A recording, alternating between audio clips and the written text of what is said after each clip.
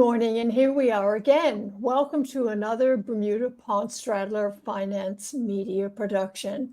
I'm Martha Harris Myron, and this is step 4 of the Steps to Home Ownership written by Freddie Forth, a Bermudian real estate and mortgage lending expert. The photographs we'll see today are by Bermudian Lori Zool, and they are spectacular. So what Freddie is going to cover in step 4 are the real estate, finalizing an agreement, escrow, and more. And now we hand everything over to Freddie. Hi, Martha. You may recall from the last slide, we were at that exciting point where the purchaser's offer had been accepted by the vendor. So at that point, a good agent would then suggest to the purchaser that they need to contact a real estate attorney. And I'll pause here and just talk about why I am saying a real estate attorney. Some people in the industry may say conveyance attorney. Some may use property attorney. And certainly if one is obtaining financing from a bank, the bank has a list of lawyers that they prefer to handle the transfer contract. So when you contact that, and I say real estate attorney, and like I explained to my students, as I told you, I do teach the real estate course, that is not to say that, a courtroom attorney can't prepare the documentation. It's not to say for those that may have friends that are corporate attorneys. But what I say is this here. The courtroom attorney does what he or she does best. Argue your case in court. The conveyance attorney or the property attorney does what he or she does best. They are up on the land laws. And part of their responsibility is, number one, to request sight of the deeds of the property you intend to purchase. And also they would want to have a legal description of that property, or they'll look at the legal description and the lot plan. Now, that attorney's responsibility is to ensure at the end of the day that the property that is going to be transferred to you legally has good, clear title. So let's talk about some of the steps that attorney will have to carry out. Well, in addition to having the deeds, they have to go through every document in that deed package. And as I say to students, that if once the deeds are put into chronological order, those deeds literally tell a story about that property. Those deeds will say who were the original owners. Did they get mortgage financing along the way? Did they sell the property along the way? So it tells a story. The actual lawyer, or maybe his administrator, will have to go to the land registry office to ensure that the property you intend to purchase is the property and the deeds that they have in their possession. They have to also ensure that the taxes are up to date. They have to ensure that the boundaries to that property have been identified. And to tell you the truth, and as agents, when we go out to a vendor, we get a call, I want you to come and I want you to sell my property. Most times the property the boundaries have not been established. But before that property is literally transferred to you, your lawyer, and that's what you're paying fees for, has to ensure that that is done. By law, that has to be done. So that's just some of the responsibilities of that attorney. And if it's a cash sale, that's all you need to deal with is that attorney. And if you're looking to finance that property with a bank of your choice, well, you certainly need, because you remember in that first session, we talked about the importance of getting pre approved. And I also said at that time that the pre approval is based on the current financial position.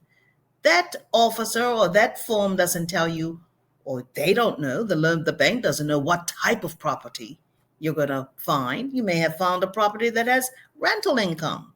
So they have to relook at the current financial position, the possibility of the rent, and bearing in mind the bank doesn't factor in 100% of the rent. And so the other responsibility of the bank, they have to ensure what type of collateral they have. They want to ensure, yeah, I'm lending you all this money. Well, I need to have that property appraised by a qualified appraiser, not a real estate agent who has experience. It has to be a qualified appraiser. As agents, yes, we can give an opinion of value, unless, of course, you have those qualifications. Otherwise, the bank wants to know that this property that you intend to purchase, that they intend to lend you money to assist with the purchase, that it's good collateral. And so you could see the importance of communicating with both your mortgage officer and also with a conveyance attorney. So the conveyance attorney, like I said, is doing his or her due diligence. The bank is getting the property appraised, and bearing in mind that an appraisal is just an estimated value of the fair market value of that property. It's not an exact science. And I say that because appraisals can vary.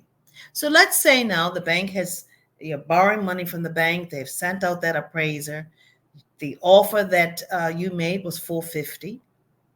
And let's look at this scenario. Say the appraisal that has been prepared on behalf of the bank is $430 and not the $450. You got to remember the bank is going to land against the lower of the two, i.e., the appraised value and the offer price. So unless you really love this house and you have the additional funds, well, yes, you would be required not only to make that 10% deposit, but come up with additional funds. But you did hear me say that an appraisal is just that, an estimate. And in today's world, with technology the way it is, our buyers, our vendors are a lot more savvy when it comes to buying and selling real estate than they were 50 years ago. So more than likely, that vendor will know, hey, I hear you, agent, because the agent will have to then call that vendor and say, look, the appraisal that the bank carried out came in at 430 and not 450, and they're only going to land against that 430. And therefore, the purchaser who made that 450 offer for your property has to not only come up with the $20,000 difference between the appraised value and the offer, they've also got to come up with 10% deposit.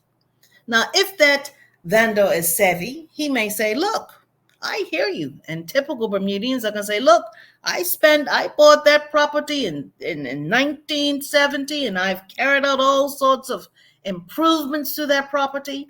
And I hear what you're saying about the bank, but I'm going to tell you, I know that an appraisal is just an estimate. So therefore, I am going to hire the services of a qualified appraiser. These are just some of the realities I'm sharing with you that goes on before that final closing of their property.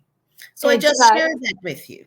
Exactly. And that's why we talk a great deal about the purchase and sale agreement process. It's not just signing your name on the bottom line. No, because the agent at that point, because they know that you, the purchaser, are serious about purchasing this property, they will then request of you to go ahead and make a 10% deposit. So if it's 450,000 that the agreed purchase price is, and the appraisal has come in at 450, you have to have 10%, which is $45,000. Now, those funds are either held at the broker's office, which is that real estate company's account, or it can also be held in your attorney's account. And it will be applied against the proceeds that the bank will lend, or the additional funds that you need to come up with to close the deal. I just want to point out, up until this time that you've made that deposit and you have not signed off on the sale and purchase agreement, and you should take instructions from the attorney. He or she will advise you when to sign that. But up until the point that there is no document in place, there is no binding agreement.